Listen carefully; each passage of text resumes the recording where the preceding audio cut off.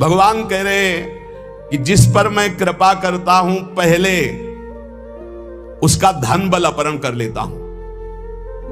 ये धन बल अपहरण कर लेता हूं। जब वो निर्धन हो जाता है तो सगे संबंधियों का अपहरण कर लेता हूं, या तो सगे संबंधी छोड़ देंगे। देखा ना पिता रास्ते में ही राधे श्याम।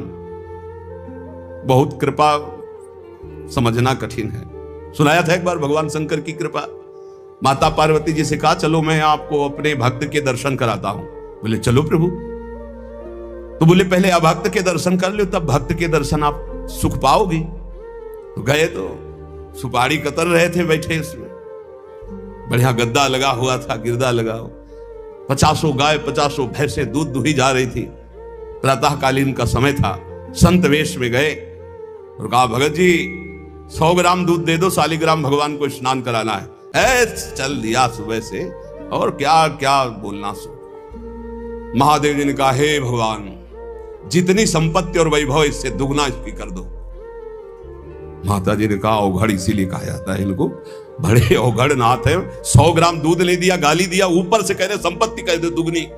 बोली नहीं पर अंदर अंदर बहुत विचित्र औढ़र दानी है इनका आशुतोष। बोले चलो भगत के दर्शन। बोले अभक्त तो ऐसा था कि अगर आप साथ ना होते तो इसको भस्म ही कर देती हम, क्योंकि अंबा तो शक्ति है। आपका अपमान। अभक्त ऐसे ही होते हैं, तुम्हें नाराज नहीं होना।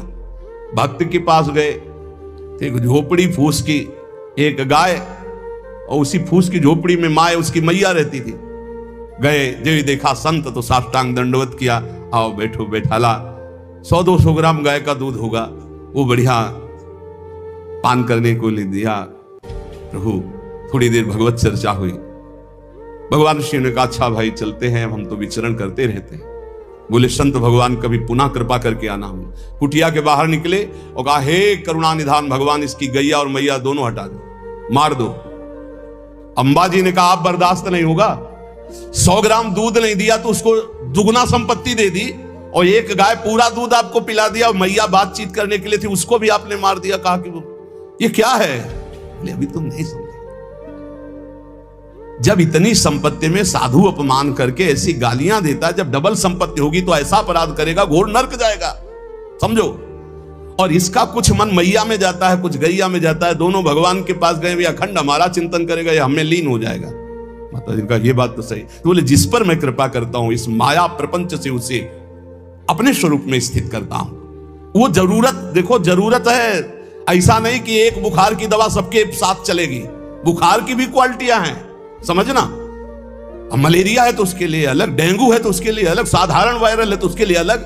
हम लोग साधारण बुखार वाले हैं। चिंता मत करो, ऐसे हाई इंजेक्शन नहीं लगेंगे जैसे त्रिपुरदास जी के लगे, या प्रहलाद जी के लगे, या नरसिंह मेहता जी के लगे, या मीरा जी के लगे। अपने लोगों के नहीं लगेंगे। बहुत ऐसे वायरल, जैसे ऋतु का बुखार है ना, अपने लोग ऐसे बुखार के मरीज हैं। डेंगू वाले नहीं है कि भर्ती हो जाए, प्लेटें कम हो रही। डरना मत। अलग अलग बुखार की जैसे दवा, ऐसे अलग अलग भक्ति की स्थिति की परीक्षा होती है। अब इसकी स्थिति क्या होगी वो तो जगत पावन करने वाले भगवान ये देखते हैं। बहुत सुंदर बात है ये, अगर समझ में आ जाए। भगवान अंधकार का नाश कर देते हैं, भगवान स्वप्न का नाश कर देते हैं। ये सब स्वाप्निक जगत है। अब मोह ममता से युक्त इसलिए डर जाओगे तो हम कह रहे हैं तुम्हारे साथ ऐसा होगा ही नहीं, क्योंकि तुम उतनी स्थिति के ही नहीं हो। डरना मत, सच्ची मानिए। क्या चक्रवर्ती सम्राट अम्बरीश जी भगवान के भक्त नहीं है? ध्रुव जी भगवान के लिए भजन करने के लिए गए तो आज ऐसा पद मिला कि त्रिभुवन में किसी को नहीं। सुदामा जी को दरिद्रता प्राप्त थी और सुदामापुरी की रचना हो गई, जैसे द्वारिकापुरी की रचना। आप हमारे श्री कृष्ण के प्रति ऐसा ना सोचे, ये जो कह रहे हैं बड़ी गुप्त बात है। उसके अंदर के ममत्व का नाश कर देते हैं, उसके अंदर के अज्ञान का नाश कर देते हैं। क्या आप अपने अज्ञान का नाश करवाना नहीं चाहेंगे? यहां अज्ञान की वृत्ति के नाश की बात। आप ऐसा मत सोचिएगा। और आज तक कोई भक्त आपको भिखारी नहीं मिलेगा। आप ध्यान दीजिएगा, पुरुष से लेकर के जहां दृष्टि डालिए, जहां भक्तों को आपके 4 घर में लोग होते हैं, उनके भोजन की व्यवस्था में आप चिंतित रहते हैं। समझ रहे? जब हम मांग के खाते थे तो भूखे रह जाते थे, और जब भरोसे पे हैं तो 300-400 लोगों का बाल भोग, राज भोग और शयन भोग अपने आप हमारे प्रभु पूरा करते।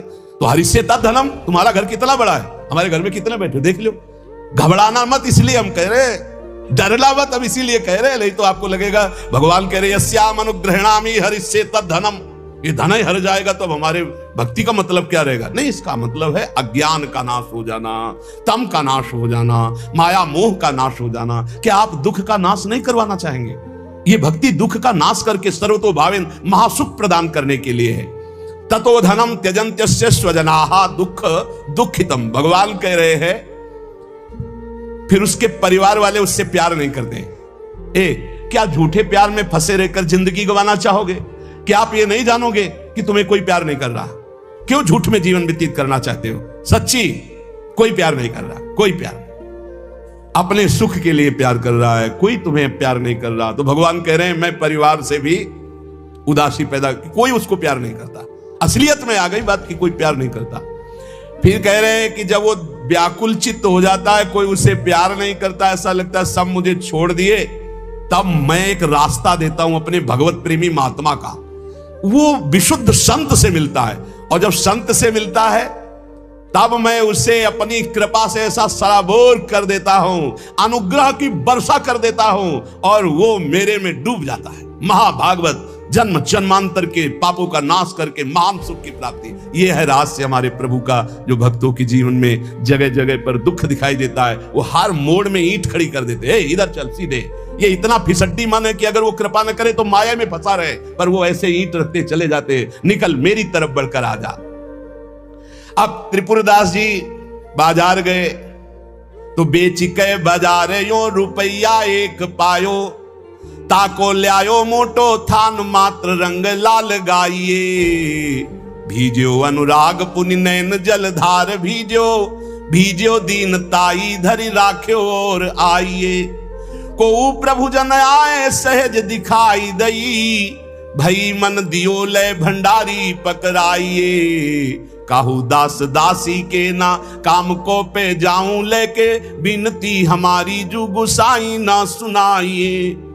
त्रिपुरदास जी को दावत दिखाई दी, जो पीतल की सी दिखाई दे रही थी, उठाई बाजार ले गए तो उस समय उन्हें 100 पैसे मिले, 1 रुपया।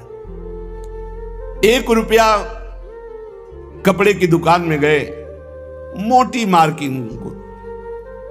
अब जहां इतना कीमती वस्त्र, सोने के गोटे, हीरे लगाकर सुंदर ऐसी पोशाक भेजते थे, वहां आज स्थिति की मार्किंग कैसे ठाकुर जी को भेजे?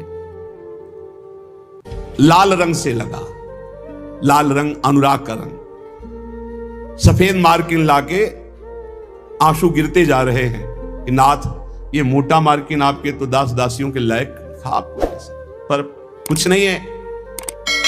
अनुराग में भीने हुए नेत्रों से अश्रुधार बह रही है।